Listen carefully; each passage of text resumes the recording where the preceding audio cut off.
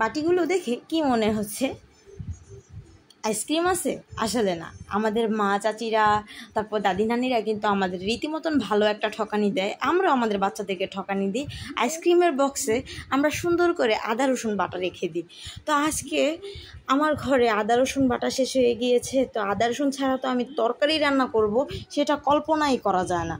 তো জামাই বেটাকে পেয়েছিলাম অনেক দিন পরে বাগে। সে বেটা কাজে থেকে বলছিল যে কড়াই নিয়ে আসবে। আমার ব্লেন্ডারটা নষ্ট হয়ে গেছে ইতিমধ্যে। ব্লেন্ডারটা নষ্ট হওয়ার কারণে আমি ব্লেন্ড করতে পারছিলাম না। ছোট ব্লেন্ডার দিয়ে ব্লেন্ড করতে অনেক টাইম লাগে। তো সে আবার বুদ্ধি খাটিয়ে কী করছে জানেন, আমার যেটার মধ্যে আমি জুসের জার সেটার মধ্যে সে বলতেছে ইদানিং তো আর তুমি জুস বানাবা না, আর যখন জুস বানাবো তুমি আমার কাছে বললো, আমি তোমার এই ব্লেন্ডারটা একবারে নিট অ্যান্ড ক্লিন করে দেবো, যে কোনো গন্ধ টন্ধ কিচ্ছু থাকবে না। তো সে কাজ করতেছিল দেখে আমি তাকে একটু হেল্প করতেছিলাম, মানে হেল্প বলতে তাকে নিয়ে আমি দেখাচ্ছিলাম যে দেখো তোমার মুখটা কত মলিন হয়ে গেছে, তুমি দুষ্টামি করো না, তুমি দুষ্টামি করো না, তো আমার কাজ করতে দাও দ্রুতভাবে। আমার ইতিমধ্যে আমার ব্লেন্ডারটা নষ্ট হওয়ার কারণে যে পরিমাণে ফেতনা ফাসাদে আমি যাচ্ছে। আমার ভীষণের ব্লেন্ডার ছিল, এটা আমার বড় বোন আমার যখন বিয়ে হয়েছে, আমি আফরা পেটে ছিল, বাটাবাটি করতে খুব কষ্ট হতো, তাই এটা দিয়েছিল যে ছোটোখাটো একটা দিয়ে তুই আপাতত চালিয়ে নে, যখন টাকা পয়সা হবে তখন কিনে দিব।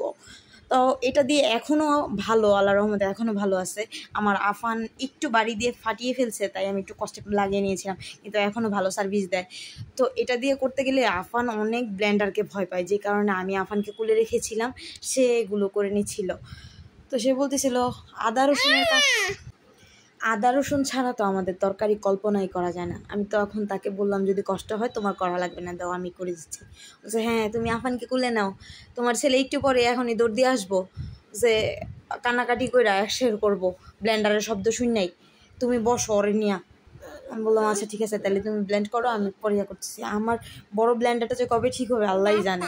তো যাই হোক, এর যেটা আছে ওইটা দিয়ে আলহামদুলিল্লাহ ভালো মতনই করা যাচ্ছিলো। সে আদা রসুনগুলো সুন্দর করে কেটে ধুয়ে বেছে ক্লিন করে রেখে দিয়েছিল, সব বরফ ছিল, আমি ডিফ্রোস্ট করে তারপরে এগুলো তাকে দিয়েছি ব্লেন্ড করতে। সেই অবশ্য কেটে দিয়েছে আমাকে আদা রসুন কুচি করে, যাতে করে খুব দ্রুত আদা রসুন ব্লেন্ড হয়। আর এগুলা বরফ থাকার কারণে এতটা নরম হয়ে গেছে যে কোনো কিছুই পানি আর ব্যবহার করা লাগতেছিল না তেমন একটা।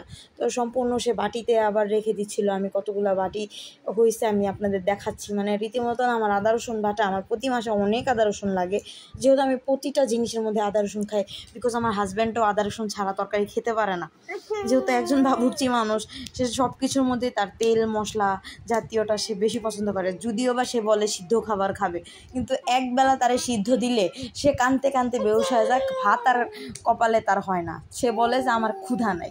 তার যেই কারণে সে যেইভাবে তরকারি পছন্দ করে আমি মূলত সেইভাবেই তরকারিটা রান্না করি, যাতে করে সে শান্তি করে খেতে পারে। তো আমার এখানে 4টা বাটি হয়েছে, টোটালে 5টা বাটি হয়েছিল। আমি একটা নর্মালে রেখেছিলাম, আর বাকি 4টা আমি ডিপে রেখেছি, যাতে সারা দিন খেতে পারি। তো যাই হোক, সবাই ভালো থাকবেন, সুস্থ থাকবেন, আল্লাহ হাফেজ।